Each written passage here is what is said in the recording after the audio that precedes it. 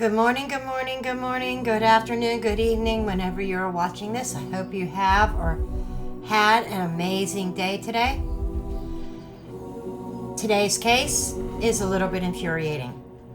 It is how the Texas legislation and a prison situation, overcrowding, etc., how this early release program failed so many.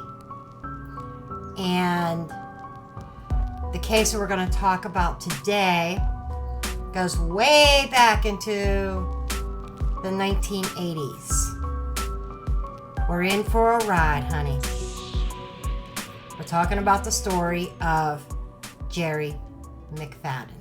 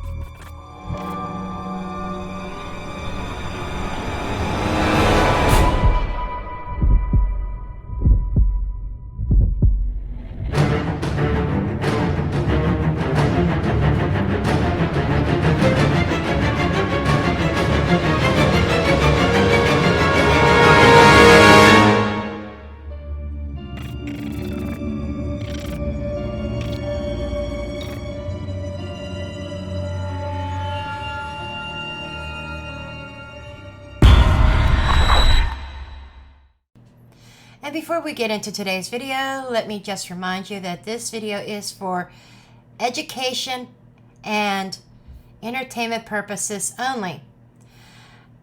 I will be injecting my opinions into this. I am not a professional. I encourage you all to do your own research and form your own opinions. This all started with the Texas Department of Corrections releasing a letter here. In this letter, it basically just states that we're overcrowded and we need to do something about it. And they came up with this plan, this prison reform, this early release for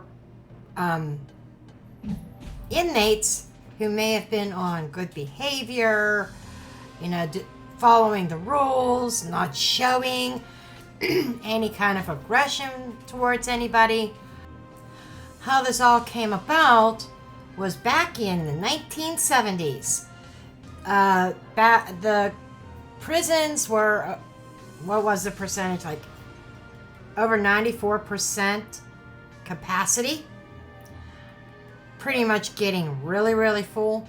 Man, some things don't change, do they? We still have that issue to this day. But, yes, I'm a dog mom. Daisy's giving her 2 cents too. But basically, there was an inmate and an employee worker. Their names are eluding me right now. But essentially, they filed a class action lawsuit about the conditions of the prison, the overcrowdedness. I mean, people were throwing mattresses on the floors and sleeping on the floors because they were that crowded. And about unfair treatment, aggression towards inmates, and really how dangerous it was. And with all the overcrowdedness, there was a lack of staffing. So there were a lot of medical issues and other things going on that really made it an unsafe environment. That's where the legislation kicked in. That's where they came up with the reform. And I tell you what, in my opinion, what happened involving Jerry, the animal, which he named himself the animal, McFadden, was released on, and keep in mind, he had a history of violence. Okay? Can't really come out and say the word. a V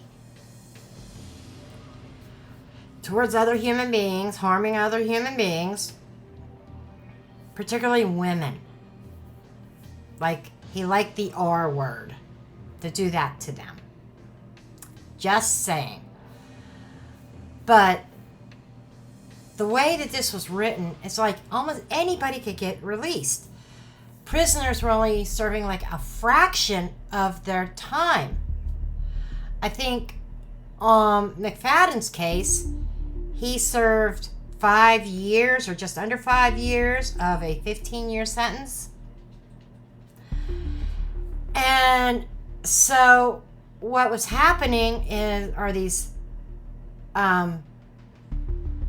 aggressive, we'll use that word, aggressive prisoners being released on the streets.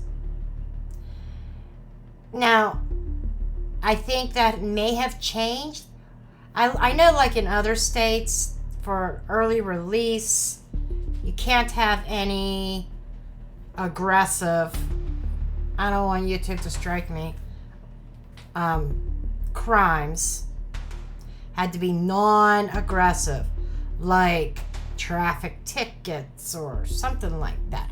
I think even theft, not saying theft's bad, yeah, but where they weren't giving bodily harm to other people, those are the types that could be eligible, and not just based on their behavior inside the big house. So, because of this, Texas wasn't in that. Texas was letting any Joe Smo out on the street. This man, McFadden, rained terror down on Hawkins, Texas. So, that brings us today to today's story with 18-year-old Suzanne Harrison, her best friend, 20-year-old Gina Turner, and 19-year-old Brian Boone. All three of these were from Hawkins, Texas. Now, Hawkins, Texas is a very small town of maybe roughly 1,000 people, and it was a booming oil town. A lot of people made their living working on the oil rigs. Everybody knew everybody. And, I mean, if anything happened, anything going on, everybody knew about it. Hawkins was considered a blue-collar town. And this town was built on the hard work, the blood, sweat, and tears of these oil rig workers. And even today, in present day, this town is very tight-knit. Everybody looks out for each other. Everybody's very close.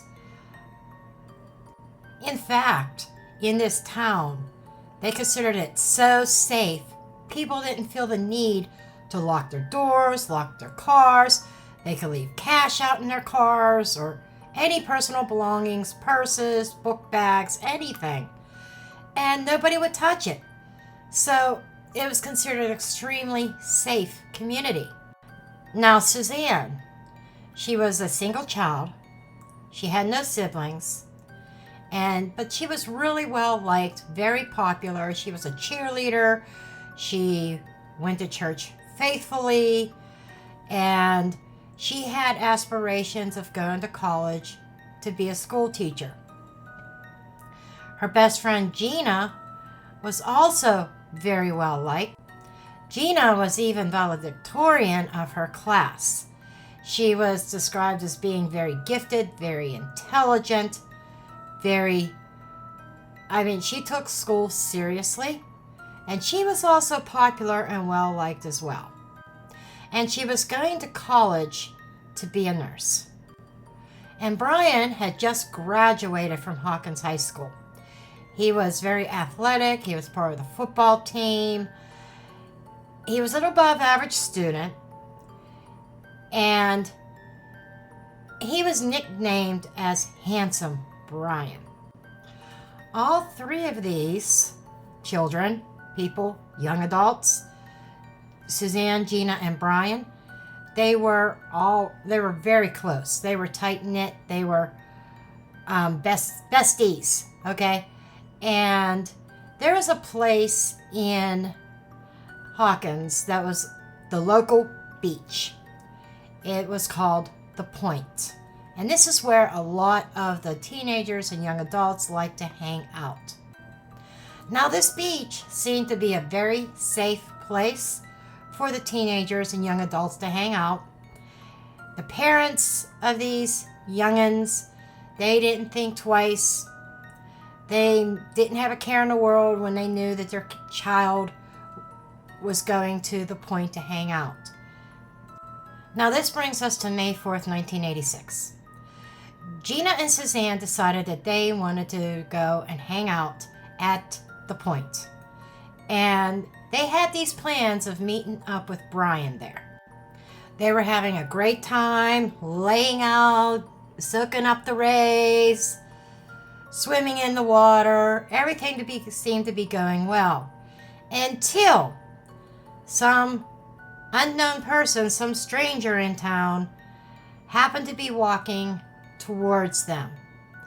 Now, he was described as being like huge hair, tattoos everywhere, and he even had one on his chest that said Lonesome Loner. He had a bunch of other tattoos that were the opposite of religious. Okay, you get where I'm going there. Devils, all that nice stuff.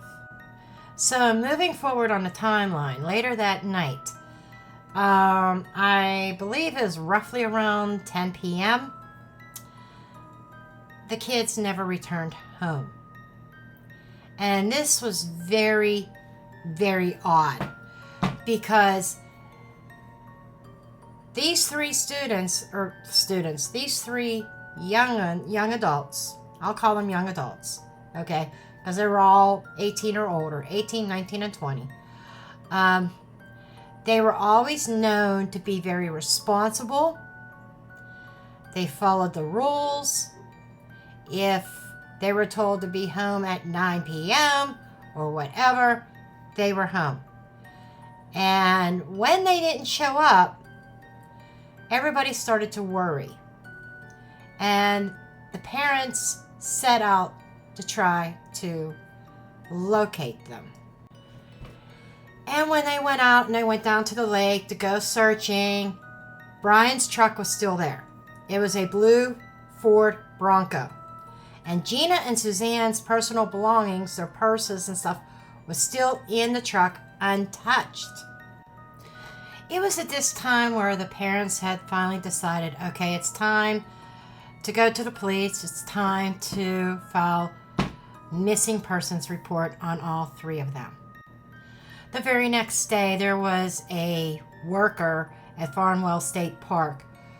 I think he was a maintenance guy or something like that, took care of the lands and stuff.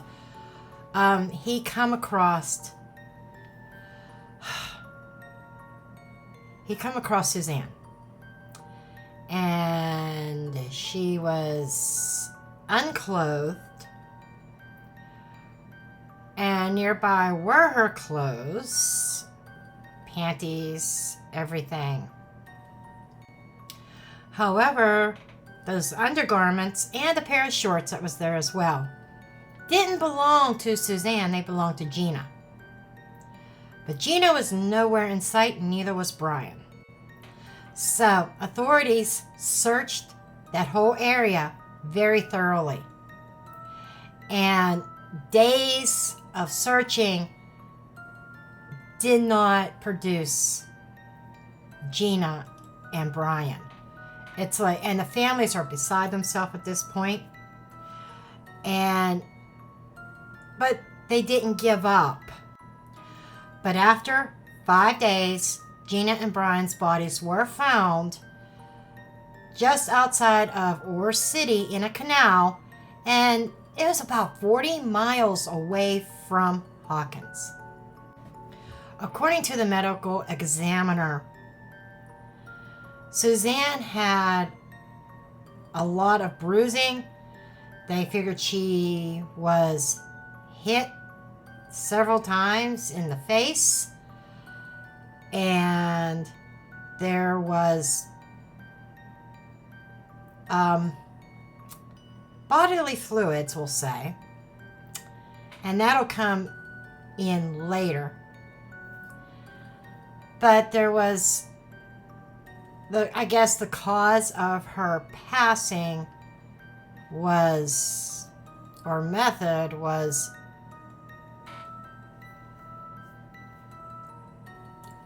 you know what I mean? And it was by her own underwear being wrapped around her neck. And as far as the bodily fluids, you know where I'm going with that, the big R word. But it was beyond just the R word. She endured, the only word I could think of is torture. Plain out torture, and the A word, ABUSE. I mean, I guess it was really bad. Now, moving on to Brian and Gina. They were out in the elements for a few days. So, their body was further along in the decomposition process, and the only way to identify them was through dental records. However, the medical examiner was able to determine their cause of their passing, because it was evident that they both were pow pow. They had those kind of wounds to the head. However, that was the only thing that they could determine. They couldn't tell if, like, Gina or even Brian was subjected to any kind of SA or anything like that, because their bodies was too far decomposed at that point. Nevertheless, as tight as this community was, everybody was outraged. They're looking at each other, and they're looking at their neighbors. It was like, who could have done such an atrocious act, a gracious act? They couldn't think of anybody in their community that would do this. So investigators went around and was interviewing people that were on the beach on that day to see if anybody might have seen anything weird. Lo and behold, there was one person who said that they saw a man, same description, the bushy hair, the satanic tattoos, had that lonesome loner on his chest. And the way it goes, there was this couple on the beach, and so this man comes up to them, Jerry, obviously, it was Jerry, and demands money from them. He didn't have a job, he didn't know how he was going to live or anything, but he demanded money from them. And they told him, we don't have any money. And so he went to grab the wife and said, well, then I'll take her instead. Well, the husband, I think they were husband and wife. I don't think they were boyfriend and girlfriend. I think they were husband and wife. Well, the husband says, hold on. Gives Jerry a beer. And that seemed to calm Jerry down for the moment. Calmed him down enough that the couple was able to get away from Jerry, grab their things and get in their vehicle and leave. Now, I need to clarify one thing. There was the witness that saw the man, then there was a couple. So, the couple, I just looked it up. They were boyfriend and girlfriend. They weren't married. So, I'm making that correction now. But this couple, that I just talked about, said that he had this man that approached them that threatened to take the girlfriend, also carried a pow on his. He had a pow with him, and they saw him get into a blue and white Ford Bronco. And later on, a police cruiser saw a Ford Bronco, a blue Ford Bronco driving down the road. And they lit him up. They pulled him over. The driver of this vehicle fit the description that the witnesses gave. He was 38-year-old Jerry McFadden. And he had the Lonesome Loner tattoo on his chest. Imagine that. So they immediately arrested him, took him into custody for questioning. So Gerald, aka Jerry McFadden, who he informed police to call him Animal. Appropriate name for this guy, really is. But he was born on March 21st, 1948 in Haskell County, Texas. At the age of 19, he went on to get married to a 15-year-old. Red flag, I'm sorry. But the couple went on to have 2 children, and then later they had divorced. Now, Jerry had a few different jobs. He worked in the oil fields, like a lot of other men. Worked hard. He, at one point, was also a lineman, and another point where he worked for a telephone company.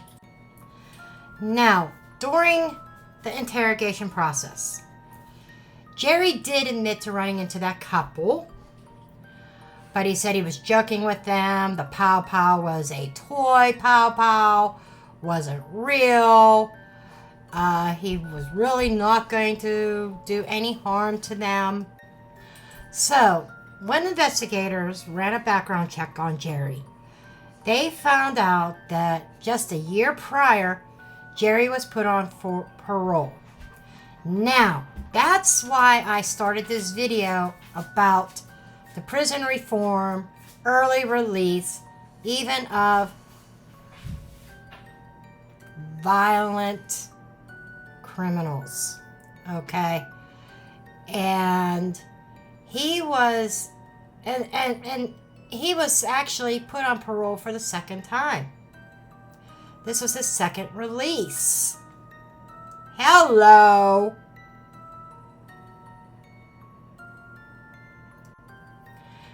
And Jerry was in prison this last time for SA of a young woman who was a secretary. I mean, it was a brutal attack. And Jerry had just recently had moved to Hawkins because his mother and sister lived there, and I figured, and they gave him a place to stay. His first time around on being on parole was for a double R, where again, he only served about 5 years of his sentence. Now, Jerry was a career criminal. I mean, rap sheet a mile long. And it started back where he was arrested and convicted of, I think, armed robbery. This was back in 1966, I think it was, mid-60s. He was 18 years old at that time. Right off the bat, I say, this guy definitely should not have been on the list for early release. He did not have much of an education. He dropped out of school. In fact, he quit school in the 7th grade. Jerry's first victim was a 14-year-old girl. Was the secretary. Now, these are the only victims that we know about. There could have been more. You know, things come out in the woodwork. In fact, keep on watching. There's a little bit of a plot twist. Now, whether there's any truth to this or not, I don't think he was ever charged for this or whatever, but allegedly he said that, or he admitted to doing the same acts to one of his middle school teachers around the time of his very first offense. Again, did he or didn't he? Nothing's been proven. It could, whether or not it was just him bragging, or if he was just making things up, like that. Look at me, I'm a badass, type, wanting to be notorious, wanting to be recognized, wanting to be a household name. We still don't know for sure. Now, as far as the latest from the 1980s, Jerry did deny having anything to do with the disappearance or the unalivings of those 3 friends, of Suzanne, Gina, and Brian. But he did say that he would often go to Lake Hawkins and camp there. He was there quite frequently. But he never saw the victims on the beach that day. However, they were able to match DNA. The DNA found on Suzanne was a match to Jerry.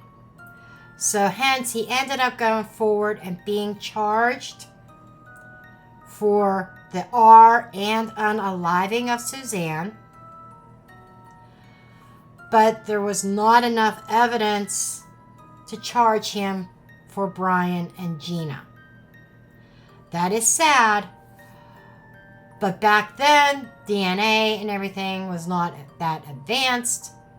But it was advanced enough to pin him to, or connect him to Suzanne. And after, how long did that trial last? It wasn't that long. Maybe a week, 10 days max. It only took the jury 35 minutes to deliberate to find Jerry guilty of what happened to Suzanne. And when it came to his sentencing, he was sentenced, he got the DP, and it was supposed to be by lethal inject. You get it, okay? Now, here's a little twist. Okay, before Jerry's trial, while he was in custody, he actually escaped. Yes, he escaped.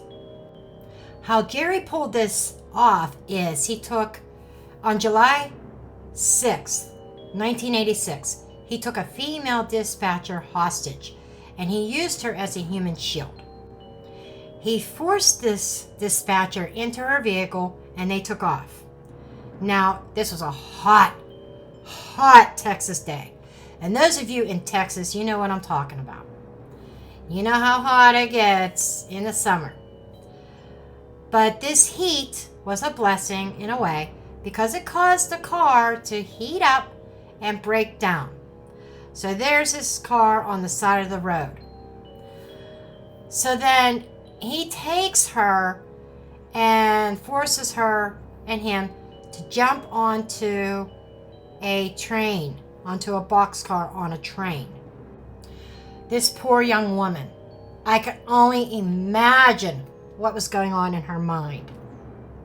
You know, there's this escaped convict who is on trial, who's going to be on trial for unaliving 3 bright, young, well-liked, well-behaved teens. And there she is, his hostage. Now she's on this box train. Mailman approached the door. But anyhow, she's on this box train. And I know she's probably thinking the worst. She's thinking, I'm not going to make this out alive. I know what this guy did. He's going to do that to me. Will I ever see my family again? I could just imagine the panic inside of her. Now, she ended up being his hostage for 16 hours. But I know that 16 hours probably seemed like an eternity. Probably felt like 16 years to her. But she managed to escape and get away from him on that boxcar. Now, what followed was, at that time, was launching of the largest manhunt in the history of Texas. We're talking thousands of people, boots on the ground, looking for this a-hole. Okay? This monster. Animal doesn't even describe it. He wanted to be called Animal. Animal is not even an appropriate name. At least animals have a little bit of dignity. Some animals. He was an outright monster. But the next day in Sandy, Texas, they managed to apprehend him. They surrounded some kind of an abandoned house and took him into custody again. So now he was back into custody. And I'm trying to remember what month it was, if it was June or July.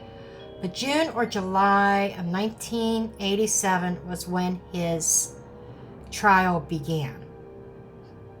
Well, that was the time I graduated high school. Yes, I'm dating myself. I'm a grandma. So, obviously, I already touched on this. The trial begins, and I just looked at it, looked it up real quick before coming back on camera. It was 2 weeks of testimony, and yes, 35 minutes. Jury had their verdict. Judge sentenced him to the DP. But while he was waiting for his judgment day, for him to go meet his maker, to be sent straight to the pits of hell where he belongs, he filed one appeal after another, after another, after another. Thank God they were all denied. He was trying to get the DP penalty overturned. I could almost imagine what was going on in his mind, his strategy. He figured, well, even if I got life in prison, you know, the overcrowding situation and, you know, the early release, I have a chance of getting out of this hellhole and getting back on the streets and do some more human hunting. Then his day of judgment came, October 14th of 1999, I believe it was. So, it was October 14th, 1999. I just looked it up. Just to double check. That's when he was put down. And I use that term because when you think about it, And you hear people losing their pets and stuff like that, and they're sad, and he says, well, I had to have Fido put down last week. That's the terminology used for animals. He wanted to be called animal, so I'm using that terminology. He was put down. And right before that happened, all the families were there. Suzanne's, Gina's, Brian's, and other people, okay? As they're on looking and watching him leave the earthly plane, he was asked if there was anything that he wanted to say before they started, and he stayed silent. Not a word. He never mentioned Gina. He never mentioned Brian. Never admitted to any other crimes. You know, that's how little dignity he had. Absolutely no remorse at all.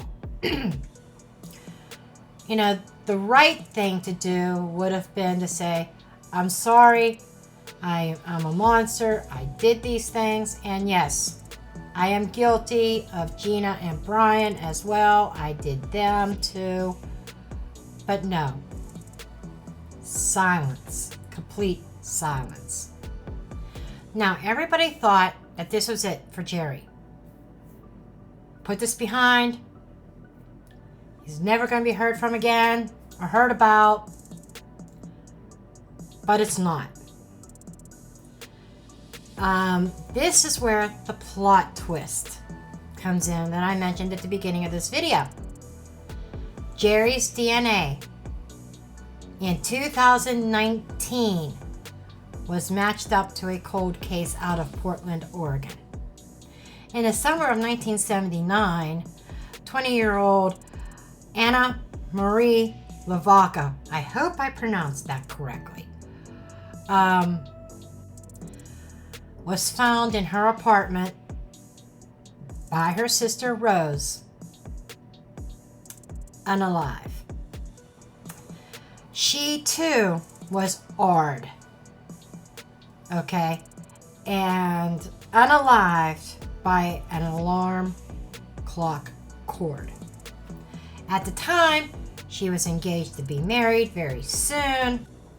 So all of Anna's friends and family, all these years, having absolutely no closure, wondering what happened to her, because she was described as being very kind, gentle, quiet, an all-around good person, good-hearted person. And they couldn't imagine who would do this to her. And now, several decades later, they have their answer, because Jerry's DNA was put into the CODIS, and they were able to match his DNA to, I don't know if it was skin cells or whatever of Jerry's underneath Anna's fingernails. And thank goodness they saved that evidence from her, but they were able to make a match. So that family and those friends finally received closure. So anyhow, back to the original case that we were talking about today. As far as, combing the internet, reading one article after another article. Now, I saw a couple articles that said that he was convicted of Gina and Brian's unalivings, but I believe that was false information, because they have not had any solid evidence because the bodies are so decomposed. Now, hopefully, with the advancement of DNA and forensic science, that very soon, maybe in the next couple of years, next 5 years or whatever, they'll be able to find evidence somehow, some way to connect Jerry to Gina and Brian as well, so that those families could have closure. Now, I think it was Gina's aunt and brother or something like that that was at the courthouse for Jerry's sentencing, and the one thing that she did say, you know, when she was asked about how she felt, even though Gina's case was still unsolved officially, she said, it's not about revenge, it's about removal. And that is so true. That it's not about looking to seek revenge on that person. It's about removing that person from society so that they cannot hurt anybody else. Have you heard about this story? What are your thoughts? Comment below. Be respectful. That's all I ask from everybody. Be respectful in the comments below. If you're new to my channel, make sure you hit that subscribe button and that notification bell. I'm at least going to drop one video per week for right now. Hopefully I'll get to a point where that can increase. But this is video number 2 on my new format. Anyhow, I love you all, and this is a good place for a mic drop.